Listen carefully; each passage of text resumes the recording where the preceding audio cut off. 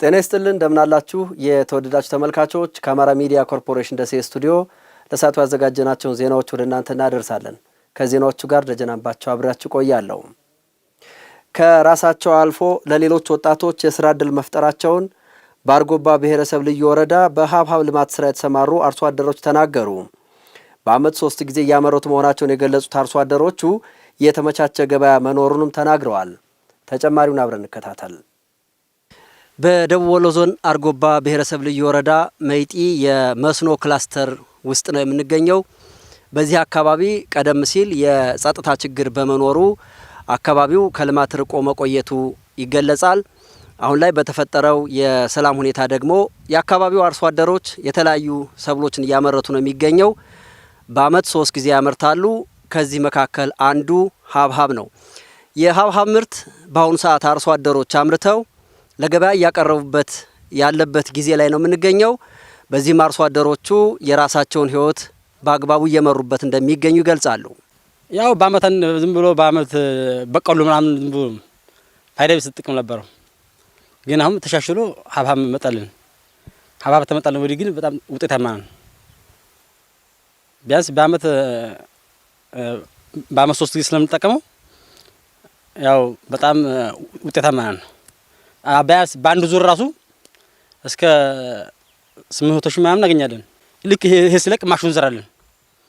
ማሽን ዘራና መስከረም ላይ ሀብሀብ እንተክላለን። ደግሞ ይሄን ሲለቅ ደግሞ ይሄንኛው ብዙ 3 ወር ስለማይፈጅ በአመት 3 ጊዜ በደንብ ተጠቃሚ ያደርገናል።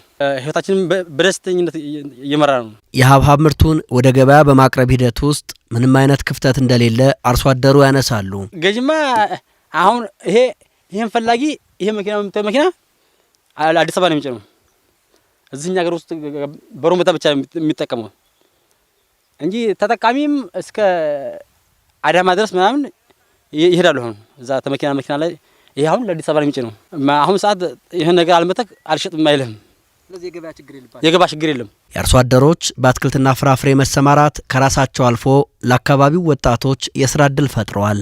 እነሱ ይህን ገቢ ሲያገኙ ለእኛም ለስራ ፈቶ ለወጣቱ ያው ስራ ተፈጥሮ ጥሩ ስራ ይሰራል። ቦታው ሳብ የሚል ከሆነ እስከ 13 ሺህ 14 ሺህ 10 ሺህ 11 ሺህ የቦታው ሁኔታ ነው። እዚህ ባለ ቦታ ላይ አሁን አንድ ቢያጆ በ10 ሺህ ብር ነው የምናገዘው ማለት ነው። ይሄ አሁን ቢያንስ በመኪና የምታስብላቸው በመኪና ነው። አንድ መኪና አሁን እዚህ ቅርብ ነው አይታችሁታል።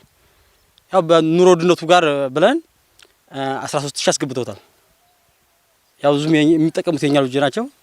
እኛም ችግር የለም እነሱ ምን ስራ አጥራቸው ብለን በቃ እነሱ ማለት ነው 13 ሺህ ይጭራሉ በአንድ መኪና ማለት ነው። ቢያንስ እነሱ ራሱ 15 ሰው ነው።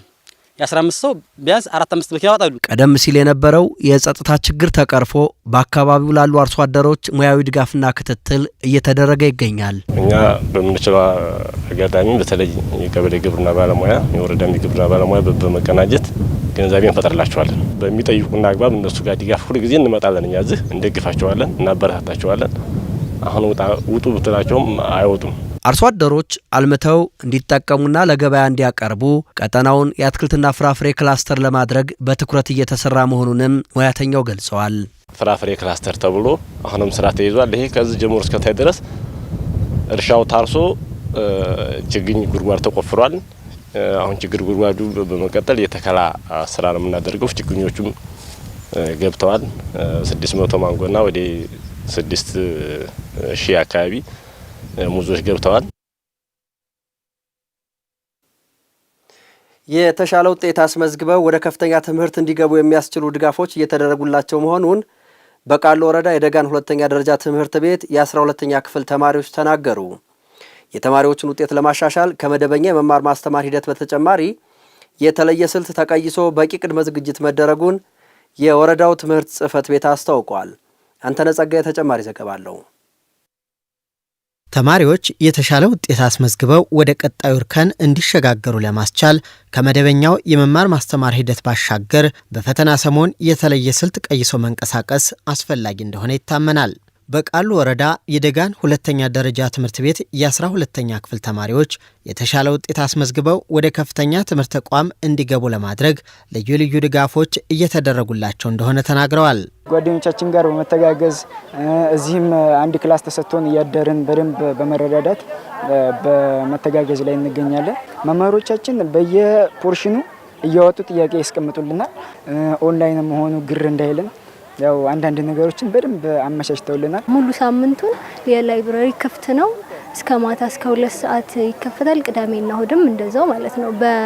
በሶሻል ሚዲያውም እንደዚሁ በቴሌግራም ኤግዛሞችን ያለፉ ኤግዛሞችንም እየተሰጠን ነው። ቅዳሜና እሁድ ተጨምሮልን እንደገና ደግሞ እስከ 2 ሰዓት ድረስ እንድናነብ የተደረገበት ሁኔታ አለ። መምህራን እቅዶቻቸውን በመከለስ ለተማሪዎች ውጤታማነት በቅንጅት እየሰሩ ነው ያሉት ደግሞ በትምህርት ቤቱ የፊዚክስ መምህር አወል ሰይድ ናቸው። ለተማሪዎች በጋራ መስራት ስላለብን አብረን እንሰራለን ማህበረሰቡ ጋር ማለት ነው። ከዚህ በተረፈ እኔ አሁን ለምሳሌ 12ኛ ክፍል ስም ጠሪ ነኝ። እንደ ስም ጠሪነቴ በቃ ከነሱ 5ቱንም ቀን ከነሱ ጋር ነኝ። እቅዳችንን ደግሞ ሪቫይዝ እያደረግን ከፕሮግራሙ ወይም ማትሪክ ፕሮግራም የሚታየው አሁን የማትሪክ ፕሮግራም በፊት በተነገረን አይደለም። ፖርሽን ሸፍነን ሪቫይዝ እያደረግን ያለነው እቅዶችን እየከለስ ለተማሪዎች እገዛ እየሰጠን ነው። የደጋን ሁለተኛ ደረጃ ትምህርት ቤት ርዕሰ መምህር ካሊድ አስፋው ተማሪዎችን ለማብቃት በተሰሩ ስራዎች የተማሪዎች ውጤት ከዓመት ዓመት መሻሻል ማሳየቱን ገልጸው ለፈተናው በቂ የስነ ልቦና ዝግጅት እንዲያደርጉ ስራዎች እየተሰሩ ነው ብለዋል። ተማሪዎች በስነ ልቦናም ጭምር እንዲዘጋጁ ከዓመት ዓመት እንደ ትምህርት ቤትም በሶስቱም ተከታታይ ዓመት የነበረው የውጤት አፈጻጸም የተሻለም ስለነበር ከነዛ ተማሪዎችም ልምድ ሸር እንዳደረጉ ወይም ደግሞ እንዲጋሩ በማድረግ ተማሪዎች የተሻለ ውጤት ማስመዝገብ የሚችሉበት እድል ዘንድሮም እንዲፈጠር ያንን እየሰራን ያለንበት ሁኔታ ነው ያለው። የቃሉ ወረዳ ትምህርት ጽሕፈት ቤት ኃላፊ እንድሪስ አራጋው የአዳር ጥናት መርሃ ግብርን ተግባራዊ በማድረግ በአራቱም የሁለተኛ ደረጃ ትምህርት ቤቶች ለፈተናው በቂ ቅድመ ዝግጅት መደረጉን አንስተዋል። በዋናነትም የማጠናከሪያ ትምህርት ከመስጠት አኳያ በመምህራንም ከዛ አለፈ ሲል ደግሞ ቀለም ኢትዮጵያ ትምህርት ላይ ስለሚሰራ እሱም በተመረጡ መምህራን የተመረጡ አካባቢዎች ትምህርት ቤቶች ላይ ይደግፍ ስለነበር እሱንም የተጠቀምንበት ሁኔታ ነው ያለው። በዋናነትም ደግሞ ሁለተኛ ደረጃ ትምህርት ቤቶች ላይ ሶስቱም የሳይንስ ቤተ ሙከራዎች የተሟሉ እንዲሆኑ በማድረግ ሁሉም ትምህርት ቤቶቻችን አራቱም ሁለተኛ ደረጃ ትምህርት ቤት በተለይም ደግሞ እስከ 12 ማትሪክ የሚያስፈትኑት አካባቢ ላይ ትኩረት ሰጥቶ የተሰራበት ሁኔታ ነው ያለው። ፈተናው በበይነ መረብ የሚሰጥ በመሆኑ ተማሪዎች ብዥታ እንዳይፈጠርባቸው ለማድረግ ከወዲሁ የማለማመድ ስራ እየተሰራ መሆኑን ኃላፊው አስረድተዋል።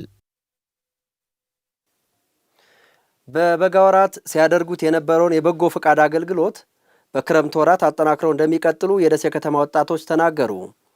ዜጎች በበጎ ፈቃድ አገልግሎት የመሳተፍ ልምዳቸው እያደገ መምጣቱን የደሴ ከተማ አስተዳደር ሴቶች ሕፃናትና ማህበራዊ ጉዳይ መምሪያ አስታውቋል። ሰላዲን ሰይድ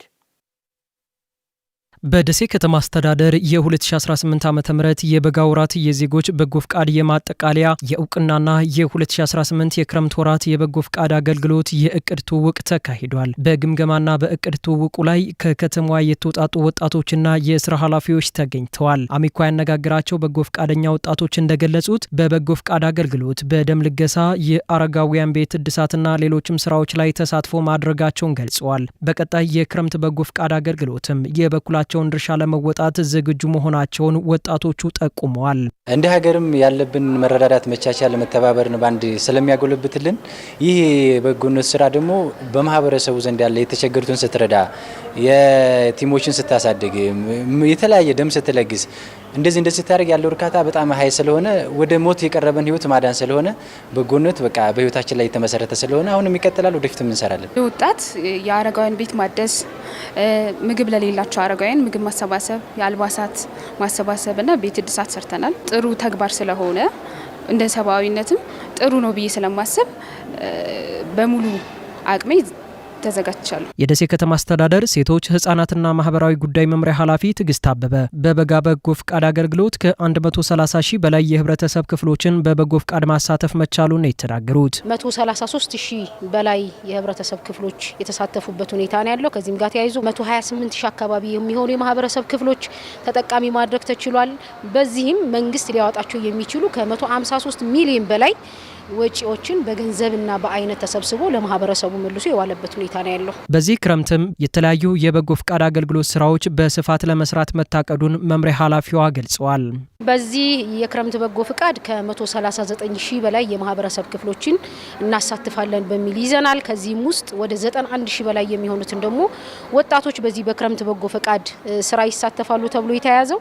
እንግዲህ ከዚህ ጋር ተያይዞ በተለይ መንግስት ሊያወጣቸው የሚችሉ ከማህበረሰብ በአይነትና በገንዘብ ከ685 ሚሊዮን ብር በላይ እንግዲህ ይሰበሰባል ብለን እቅድ ነው የያዝነው። በዚህም በተለይ በ17ቱ ዋና ዋና ተግባራቶች እቅድ ይዘን በተሻለ መንገድ ከምንጊዜውም በላይ የክረምት በጎ ፈቃድንም ለመስራት እቅድ ይዘናል። የተወደዳችሁ ተመልካቾች ከአማራ ሚዲያ ኮርፖሬሽን ደሴ ስቱዲዮ ለሰዓቱ ያዘጋጀናቸው ዜናዎች ተከታተላችኋቸው ናቸው። አብራችሁን ስለቆያችሁ ከልብ እናመሰግናለን። ደጀን አምባቸው ነበርኩ። ጤና ይስጥልን።